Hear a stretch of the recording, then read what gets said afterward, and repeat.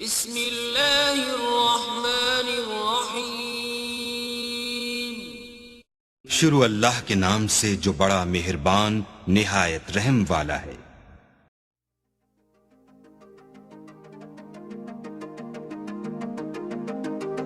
आज से हम टॉपिक स्टार्ट कर रहे हैं एक्सपोनेंशियल फंक्शन। एक्सपोनेंशियल फंक्शन की बहुत सी साइंटिफिक एप्लीकेशंस हैं, जस्ट लाइक पॉपुलेशन ग्रोथ को कैलकुलेट करना, रेडियो एक्टिव एलिमेंट का डिके उसको कैलकुलेट करना, या बैंकिंग एनवायरनमेंट के अंदर, फिनांस के अंदर एक्सपोनेंशियल फंक्शंस जो है बहुत ज़्यादा यूज़ किए जाते हैं। तो आज से हम एक लेक्चर की सीरीज स्टार्ट कर रहे हैं जिसमें हम एक्सपोनेंशियल फंक्शंस को फर्स्ट ऑफ ऑल डिफाइन करेंगे, फिर हम एक्सपोनेंशियल फंक्शन के ग्राफ्स को डिस्कस करेंगे, एक्सपोनेंशियल फंक्शन के ग्राफ की शिफ्टिंग को, हॉरिजॉन्टल और वर्टिकल शिफ्ट जो है उसको डिस्कस करेंगे, एक्सपोनेंशियल फंक्शन के जो रेट ऑफ चेंज है, इनके डेरिवेटिव्स हैं, उनको भी हम डिस्कस करेंगे वन बाय वन। तो सबसे पहले हम एक्सपोनेंशियल फंक्शन की डेफिनेशन की तरफ चलते हैं। In rough language, exponential functions are functions in which variable occur as an exponent. जब वेरिएबल पावर की फॉर्म में आ जाए, एक्सपोनेंट की फॉर्म में आ जाए, तो उसको एक्सपोनेंशियल फंक्शन कहते हैं। मैथमेटिकली हम इसको डिफाइन करते हैं कि f of x equals to b raise to power x. यहां कुछ कंडीशंस अप्लाई होती हैं इस बेस बी के ऊपर। बी पॉजिटिव होना चाहिए, ग्रेटर देन 0, और बी 1 बी नहीं होना चाहिए। 1 अगरचे 0 से ग्रेटर है, पॉजिटिव है, लेकिन बेस 1 नहीं होनी चाहिए। हम 1 बाय 1 इसको डिस्कस करेंगे कि ऐसा क्यों है। अगर हम इन कंडीशन को फॉलो नहीं करते तो हमें क्या प्रॉब्लम्स आएंगे। तो सबसे पहली जो कंडीशन यहां पे है कि बेस 0 के बराबर नहीं हो सकता। ये पहली कंडीशन है कि बेस पॉजिटिव होना चाहिए, बेस जो है ये पॉजिटिव होना चाहिए। अगर मैं रियल नंबर्स को डिवाइड करना चाहूं तो इसके मिड में हम सेंटर में 0 लिखते हैं और राइट साइड पे पॉजिटिव इन्फिनिटी है और ये माइनस इन्फिनिटी है। रियल लाइन 3 हिस्सों में स्प्लिट हो गई, नेगेटिव नंबर्स, 0 और पॉजिटिव नंबर्स। हमारे ऊपर कंडीशन है कि b पॉजिटिव होना चाहिए। जो एक्सपोनेंशियल फंक्शन की बेस है वो पॉजिटिव होना चाहिए।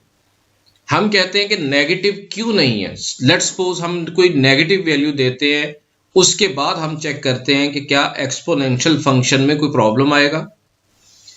अगर मैं इस नेगेटिव रीजन में से x b की वैल्यू -1 ले लूं, और यहां एक बात याद रहे कि ये जो x है जो पावर में आ रहा है ये रियल नंबर है, belongs to r, set of real number में से आ रहा है।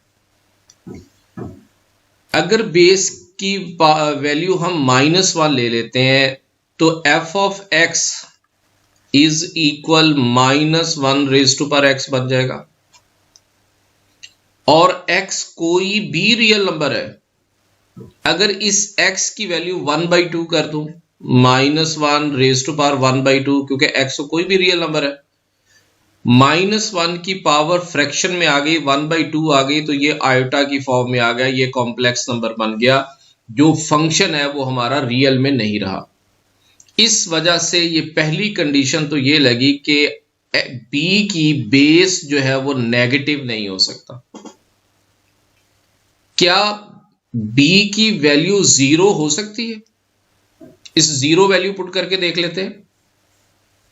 अगर b की जगह पे हम 0 लिख दें तो f of x is equal 0 raise to power x बन जाएगा।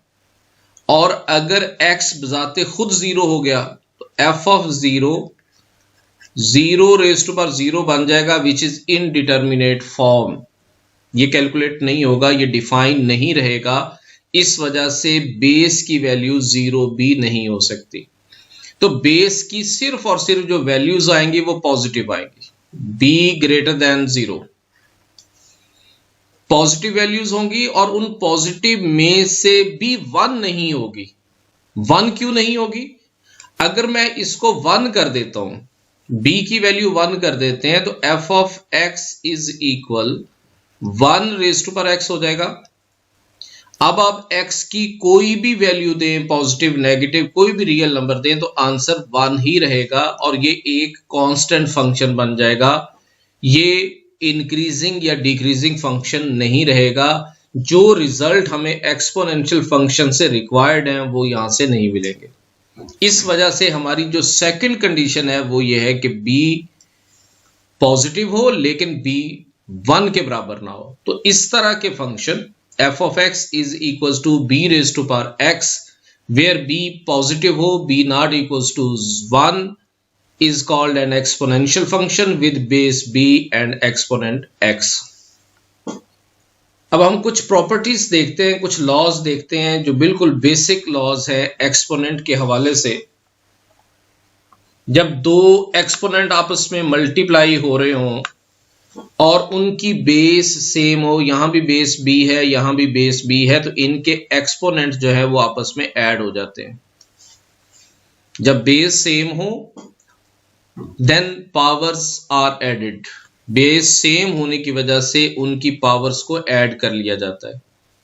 Similarly if two functions are divided, b of x divided by b raise to power y, नीचे वाला एक्सपोनेंट ऊपर जाके माइनस हो जाएगा, b raise to power x minus y इसका answer होगा। b raise to power x और whole power y, तो ये पावर आपस में मल्टीप्लाई हो जाएंगे, b raise to power x y आ जाएगा। अगर a b आपस में मल्टीप्लाई हो रहे हैं और आपने पावर x लेनी है तो वो दोनों की अलग अलग पावर के इक्वल हो जाएगा। सिमिलरली अगर डिवाइड हो रहे हैं दो नंबर, बेस डिवाइड हो रही है, तो एक्सपोनेंट जो है वो दोनों न्यूमरेटर पे भी आ जाएगा और एक्सपोनेंट जो है वो डिनोमिनेटर पे भी आ जाएगा। ये बिल्कुल बेसिक एक्सपोनेंट रूल्स थे जो आपकी इंफॉर्मेशन के लिए लिख दिए गए। अब हम दोबारा डेफिनेशन की तरफ चलते हैं और देखते हैं कि वहां से हमें क्या क्या इंफॉर्मेशन मिलती है। कुछ बातें हम ऑलरेडी डिस्कस कर चुके हैं, कुछ मजीद बातें हम यहां से डिस्कस करते हैं। सबसे पहली बात जो हम यहां पे देखते हैं वो है इसकी डोमेन। इस फंक्शन की डोमेन क्या होगी? तो डोमेन x है, x belongs to R set of real number, लिहाजा एक्सपोनेंशियल फंक्शन की जो डोमेन होगी वो माइनस इन्फिनिट से लेके इन्फिनिट तक है। डोमेन क्या चीज है? इंडिपेंडेंट वेरिएबल की वो वैल्यूज जिसके ऊपर फंक्शन आपको आंसर दे दे, रिप्लाई कर दे, रिस्पॉन्ड करे, वो वैल्यूज उसकी डोमेन कहलाती हैं। और जिनके ऊपर फंक्शन अनडिफाइंड हो जाए, वेरिएबल की वो इंडिपेंडेंट वेरिएबल की वो वैल्यूज जिस पे फंक्शन अनडिफाइंड हो जाए या फंक्शन कॉम्प्लेक्स बन जाए, वो उसकी डोमेन का हिस्सा नहीं होते। तो जब आप यहां x की कोई भी वैल्यू पुट करेंगे तो कभी भी ये फंक्शन अनडिफाइंड नहीं हो सकता। So domain of exponential function, so domain of any exponential function is minus infinite to infinite, यानी सेट ऑफ रियल नंबर्स। अब इसकी रेंज इसकी 0 से इन्फिनिट है, all positive real numbers. Exponential function का कोई भी आंसर नेगेटिव नहीं आ सकता, इवन के 0 भी नहीं आ सकता। इसलिए मैंने 0 को यहां पे ओपन इंटरवल में लिखा है। 0 तो तभी आएगा ना, आप बताएं ये फंक्शन है f of x is equals to b raise to power x। बताएं x की कौन सी वैल्यू यहां पुट करूं जिससे ये f ऑफ x यानी y जो है वो 0 के बराबर आ जाए। कोई वैल्यू आपको ऐसी नहीं मिलेगी जिससे y की वैल्यू f ऑफ x की वैल्यू 0 बन जाए। आप कहते हैं हम x की कोई नेगेटिव वैल्यू देते हैं, आप कहते हैं y equals to 2 raise to power -100, ये बन जाएगा 1/2 रेज टू पावर 100। अब ये पॉजिटिव है, 1 divided by some positive value, जो भी आंसर आएगा 0.00000 लास्ट पे जाके कहीं ना कहीं 1 भी आ जाएगा। आप ये तो कह सकते हैं कि as denominator approach become larger and larger the answer goes to 0। इस वजह से हमने इसकी रेंज के अंदर 0 को ओपन इंटरवल में लिखा है कि 0 खुद तो आंसर नहीं आएगा, लेकिन 0 को यह आंसर अप्रोच जरूर करेगा। तो बात हो गई है इसकी डोमेन के हवाले से, इसकी रेंज के हवाले से। अगला पॉइंट हम डिस्कस करते हैं इसकी नेक्स्ट प्रॉपर्टी एक्सपोनेंशियल फंक्शन की। अगर x की वैल्यू इस फंक्शन के अंदर, अगर मैं x की वैल्यू 0 पुट कर देता हूं तो f of 0 b raised to power 0 b raised to power 0 1, so every exponential function of the form f of x equals to b raised to power x must passes through the point 0 1। इस point में से इसका graph लाजमी पास करेगा। हां, वो उस पे कोई हॉरिजेंटल या वर्टिकल शिफ्ट मौजूद ना हो। अगर ग्राफ इस शेप का है तब उसका ग्राफ एक्सपोनेंशियल फंक्शन अगर इस फॉर्म का है तो उसका ग्राफ लाजमी इस पॉइंट में से पास करेगा। ये 1 जो है इसकी y इंटरसेप्ट है। अगर आपसे पूछ लिया जाए कि exponential function f of x equals to b raise to power x, इसकी y इंटरसेप्ट क्या है, तो इसकी y इंटरसेप्ट 1 के बराबर होगी। नेक्स्ट पॉइंट, एक्सपोनेंशियल फंक्शन का ग्राफ इस बेस पे डिपेंड करता है, इस बेस पे डिपेंड करता है। अगर तो बेस पॉजिटिव है, ग्रेटर देन 1 है, इफ b ग्रेटर देन 1, तो ये इंक्रीजिंग फंक्शन बन जाएगा। ये एक्सपोनेंशियल फंक्शन जो है ये इंक्रीजिंग फंक्शन हो जाएगा अगर बेस 1 से ग्रेटर है। और इस इंक्रीजिंग फंक्शन को एक्सपोनेंशियल ग्रोथ भी कहते हैं।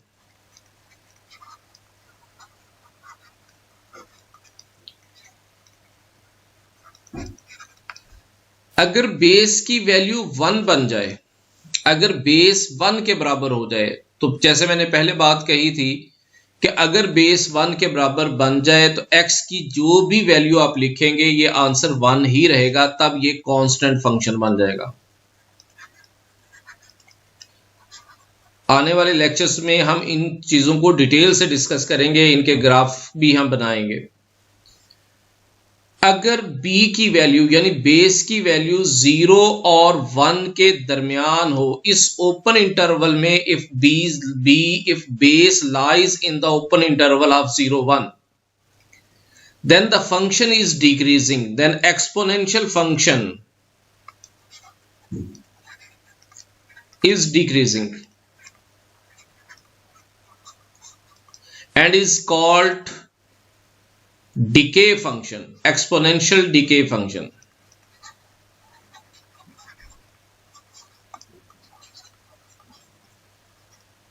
तो ये एक्सपोनेंशियल डिके होगा अगर बेस 0 और 1 ओपन इंटरवल में आ जाए। अगर बेस 0 हो तो वो हमें पता है डेफिनेशन के मुताबिक b की वैल्यू 0 नहीं हो सकती, b की वैल्यू नेगेटिव नहीं हो सकती, पॉजिटिव होगी। और पॉजिटिव रियल लाइन को अगर आप डिवाइड करना चाहें तो यही पोर्शन बनेगा कि 0 और 1 के दरमियान वाला रीजन, 1 खुद और उस 1 से ग्रेटर। जब 1 से ग्रेटर बेस की वैल्यू होगी तब फंक्शन एक्सपोनेंशियल ग्रोथ कहलाएगा, इंक्रीजिंग फंक्शन होगा माइनस इन्फिनिट टू इन्फिनिट। और अगर b की वैल्यू 1 के बराबर हो तो कांस्टेंट फंक्शन होगा, just a horizontal line, x axis की पैरेलल लाइन बन जाएगी इसका ग्राफ। और अगर 0 और 1 के दरमियान बेस होगा तब ये एक्सपोनेंशियल डिके फंक्शन होगा और ये डिक्रीजिंग फंक्शन होगा from minus infinite to infinite. अब जो बातें हमने यहां डिस्कस की हैं इनको हम लिख लेते हैं, रीड कर लेते हैं, नीचे पॉइंट्स सारे लिखे हुए हैं।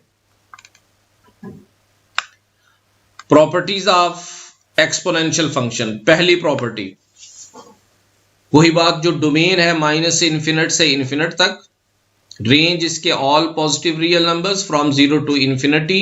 एक्सपोनेंशियल फंक्शन का ग्राफ 0 और 1 पॉइंट में से लाजमी पास करेगा और इसकी y इंटरसेप्ट 1 के बराबर होगी और कोई इसकी हॉरिजेंटल इंटरसेप्ट नहीं है, इसकी x इंटरसेप्ट नहीं है, क्योंकि इसका ग्राफ जो है वो x एक्सिस को टच नहीं करेगा और ना ही ये x एक्सिस को कट करेगा, इसलिए इसकी कोई x इंटरसेप्ट नहीं है एक्सपोनेंशियल फंक्शन की। इसकी सिर्फ और सिर्फ y इंटरसेप्ट है which is equal to 1 when f of x is in the form of b raised to power x where b greater than 0 and b not equals to 1। लेकिन अगर इसके साथ कोई नंबर मल्टीप्लाई हो रहा है, power में कोई चीज मल्टीप्लाई हो रही है, कुछ ऐड हो रही है, इसकी हॉरिजेंटल और वर्टिकल शिफ्ट है, तो फिर ये वाला पॉइंट जो है वो चेंज हो जाएगा, जो आने वाले लेक्चर्स में हम इनको डिस्कस करेंगे। नंबर 4 है कि अगर b ग्रेटर देन 1 है तो इस फंक्शन का ग्राफ, इसका जो ग्राफ है वो इंक्रीजिंग होगा और उसको एक्सपोनेंशियल ग्रोथ कहते हैं। और अगर 0 और 1 के दरमियान में b की वैल्यू होगी, बेस अगर 0 और 1 ओपन इंटरवल में होगा, तब इसका ग्राफ जो है माइनस इन्फिनिट से इन्फिनिट तक डिक्रीजिंग होगा और उसका नाम एक्सपोनेंशियल डिके भी उसे कहा जाता है। इसकी हॉरिजेंटल असिम्प्टोट होगी, एक्सपोनेंशियल फंक्शन की हॉरिजेंटल असिम्प्टोट है। अगर exponential function b raise to power x की फॉर्म में मौजूद है तो इसकी हॉरिजेंटल असिम्प्टोट होगी विच इज x एक्सिस, और x एक्सिस की algebraic equation y equals to 0 है। So y equals to 0 is the horizontal asymptote of the function f of x is equals to b raise to power x। Exponential function 1 होते हैं और exponential function minus infinite से infinite तक ये continuous भी हैं। अब नेक्स्ट लेक्चर्स के अंदर इंशाल्लाह हम इन एक्सपोनेंशियल फंक्शंस के ग्राफ को डिस्कस करेंगे और उस ग्राफ के बिहेवियर को डिस्कस करेंगे उनके हॉरिजेंटल और वर्टिकल शिफ्ट के साथ। Thank you very much.